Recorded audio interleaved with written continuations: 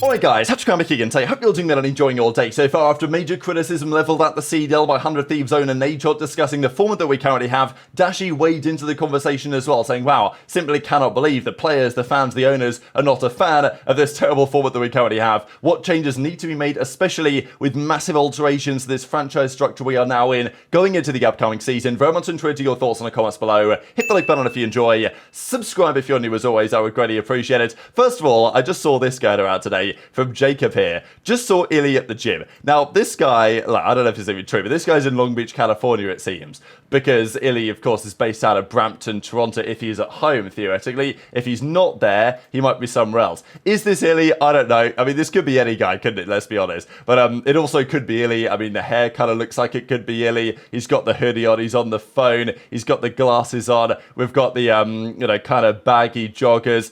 Look, could this be Illy? Obviously, it could be. It could just be somebody else that kind of looks like Inda. But, you know, I mean, I just thought the investigative journalism here at the con scene always goes wild. So, yeah, maybe that is Illy. And if he is with where this guy is, then maybe that says something about where he might potentially be going. If anywhere at all, to be fair, just because we have known that Illy has been, well, linked to teams. Minnesota Rocker, he was linked to joining. They scrimmed with him, we believe, for a day or two. It didn't go especially well, so they didn't sign Illy. Of course, they brought Gunless into their operation, but Illy has been linked to a few teams just because why not, right? I mean, there's a few players in that role, that kind of flex position, that could be in position to be upgraded. We've talked about Ravens in this position. Even the Subliners have come into question over the last few days, just given the way that Sib has performed and the fact that they may need to do something at some point. So it's a question to keep your eyes on, really, on the Illy side. We believe that he's good to go and to play again. That is the understanding. So, you know, Illy did that tweet that he said, well, that's probably me done for the year. Then he deleted it. So maybe implying that, well, someone comes along,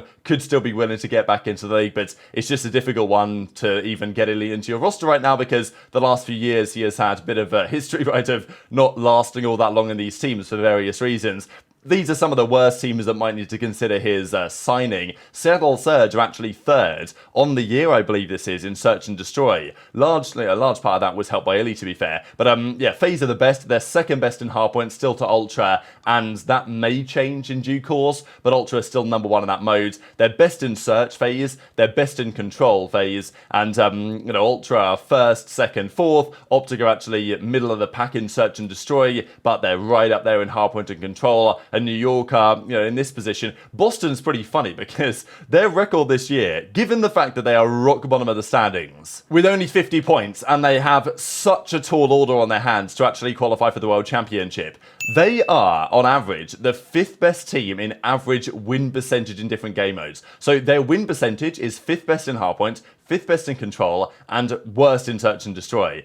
And that is the killer, right? Like, Gorillas are 12th, 7th, and 12th, as are, like, Surge, pretty much down there as well. And these teams are in a pretty nice position to qualify for champs because they've done better on LAN, is an important factor, because Gorillas, you know, a couple of top sixes, got some good points on the board, but also they can actually win a game 5. And that is the thing that Boston have suffered with, right? That they can win the hardpoints and the controls. That's not a big deal. It's their search that has been just so woeful this season that it's putting them so much on the back foot, and they're so far behind a team like Legion that on paper doesn't have dissimilar numbers. FaZe, of course, are right to the top. Just to look at this, their franchise card, Atlanta FaZe, kind of ridiculous. These guys have been first in the standings every year. Some players they've had on the team, of course, over the last few years. Major Maniac back in the day with Priestahh all the way back in MW19. Slasher was there last year. Artety's there the year and the two before that. And now it's Drazah on the team with that trio. But 30 tournaments played. Average placing of 2.6. Series win-loss 75%. They've been in 20 finals in 30 tournaments. They've only won 8 though. That is always the dagger stat. That until that win percentage starts coming back more into their favour, it's always going to be a bit of a question that hangs over their head in terms of where these guys sit on the all-time list, but still kind of interesting to look at. And of course, Cellium, as maybe expected, is currently topping the overall KDs for the stage with a 1.25, and he's actually quite a way ahead of the rest of the competition. But yesterday we were talking about this comment from Nadeshot on the boring nature of the CDL, effectively, saying that he's not even interested in watching Los Angeles Thieves play Ravens because it just doesn't really matter in the grand scheme of things. He'll watch the majors, absolutely, but these online qualifiers, they ain't it, they've never been it, and we need to see some serious changes. So that was what we saw Nadeshot say yesterday, but actually today, Dashy jumps in on this as well and says, wait, you guys don't like watching every team play 60 online matches before every major? Thinking about like, wow, who could have possibly seen this one coming? And we talked about it when the season standings or the season format was announced before the year began, that, wow, we're doing one less major this year, one fewer major this year than before,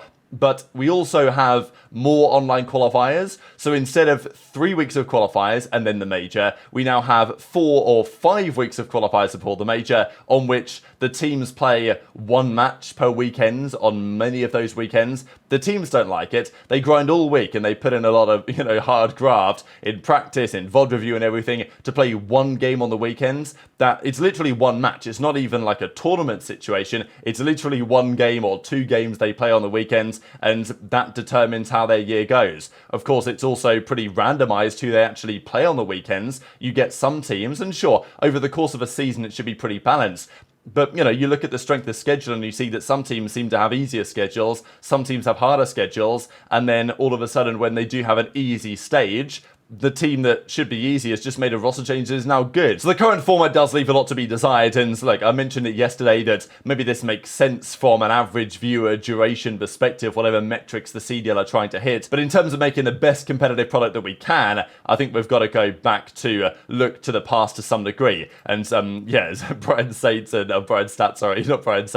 Dashy have a bit of a further back and forth here on exactly what sort of storylines we get for these games, because there isn't much for these online qualifiers at times. And as Dashy says, yeah, today will be the first match where both Meliars order Dominoes the night prior, because that's pretty much the extent of the storylines you get for some of these series until you get to LAN, where the storylines are mega. So I think we've got to look to the past to some degree to find out what we should do here. I think we know what we should do here, but it's worth looking at regardless. And Nature was talking about this, the 2Ks, the 5Ks, the 10Ks back in his day, and we'll have a look in a second on what that looked like and why it was effectively superior. If you guys aren't aware, a couple of weeks ago now, the CDL confirmed the team agreements have been massively changed. There's no more buy-in, effectively. Anything the team has paid is getting given back to them, and the league is effectively going to move away from what is a franchise structure. It might still remain a partnership structure where there are certain teams chosen to be league partners, kind of like what it was back in Black Ops 4 actually, but the Black Ops 4 season was just far better than what we have today, and I'll explain why in a second. But this has been the way the format has been for the last couple of years, and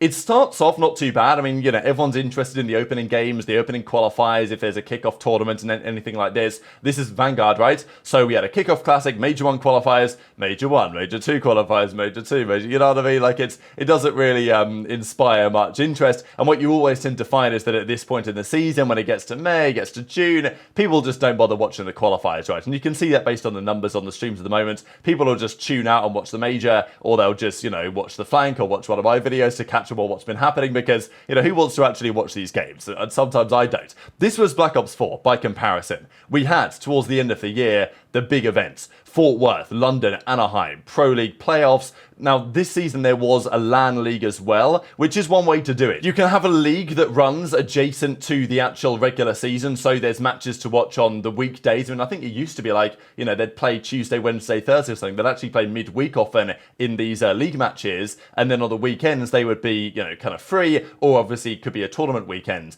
And that would be a LAN league that was played kind of like similar to what we have now with divisions, and it was a little bit different, the format was back then, and at least it would be played on LAN, so the matches seem to mean a little bit more. They're in person, you get a little bit more interest in it. The match results are a bit fairer, no online ping tool cheese or whatever, and that would determine the seeding for the majors. And that was done, Black Ops 4, World War II, even before that there was a LAN league that was run during those seasons, but it wasn't always done. And what's notable here is at the start of Black Ops 4, we had multiple of these online tournaments. The ones that I wanted to look at are actually the Pro Downs, because we talk about 2Ks and 5Ks, as you guys can see here, MLG Gay Battles 2000 series, but it's a bit of a weird terminology. CMG ran these Pro Downs at the start of Black Ops 4, because back then, the full teams were allowed to play in these online tournaments that weren't run by the league, right? This wasn't a CWL event, but it was allowed, the league allowed all of the teams to play in these online tournaments run by a third-party organizer.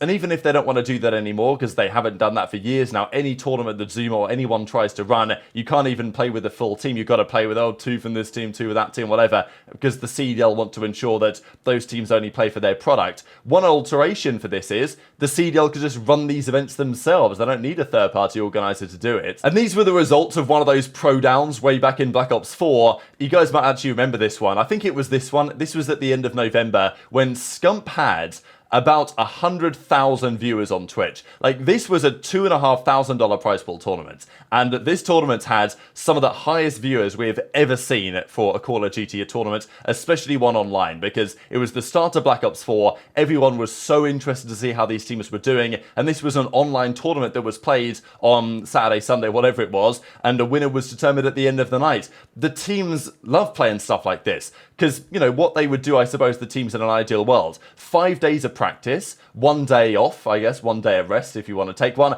and then 1 day of playing a tournament, because the teams would far prefer to play one tournament like this per weekend than to play 1 or 2 league matches per weekend. And this tells a lot more for the fans as well. OpTic won this tournament, 100 Thieves was second. You know, you see other teams with some surprising results. There was a great storyline here with Onyx, Paulx, Cellium, Illy, and Simp. They got top 8 this tournament. They outplaced some notable teams such as that FaZe team that were not good at that start of the season for sure. And as Nature was kind of describing, looking back at some of the old school days, this is the Advanced Warfare season. And I just wanted to kind of scroll up here during Advanced Warfare to show you guys how much COD was played during that year and why it was just such a good tournament format season. There's obviously things you could perfect here, but this is the OpTic guys, what they played. So this is the first event of Advanced Warfare, this like pre-launch showcase. The game launches, we then get the following: a 5k, a 5k, like, I'm just going to scroll up for you guys during the Advanced Warfare season. This is everything that the OpTic guys played during the season.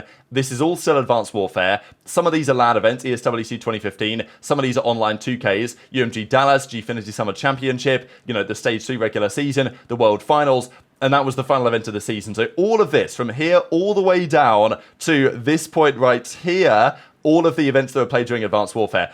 Basically, every single weekend, there was a 2K, a 10K, a 5K. Basically, that referred to the amount of pro points you would get for winning, and that would determine the seeding for the events themselves. And that was the format every single weekend. Unless there was an actual event on that weekend, MLG would run a tournament that was just like what we saw with the Pro Downs. All the teams could play, and it gave constant interest in storylines and winners. I think that's the important thing for me, is that I just want somebody to win on the weekends. Like, I don't really care about the league matches when, oh, well, this guy beat this guy, but it's like, who's actually the best team, right? We don't really know, and it'd be interesting to see online, because if this season, every weekend, instead of these league matches, they just did one tournament between all the teams, we would have seen multiple winners. You know, Toronto would have won them early on, FaZe would be winning them at the moment, OpTic would have won a couple in there, I'm sure, as well, and then it creates storylines. Okay, what's going to happen on LAN? Is this team going to be able to maintain it? Is this team that's looking actually surprisingly good? And also, it also opens the door for these online tourneys to run it with, you know, 32, 64 teams, allow challengers teams to come in and play as well. There's so many ways to do it. I'm just throwing around some ideas, but I think definitely we need to look back to the past, if not like 10 years ago, to find some better ideas for the way to execute this league than what we're presently doing. But very much interested to your thoughts in the comments below. Hit the like button if you enjoyed,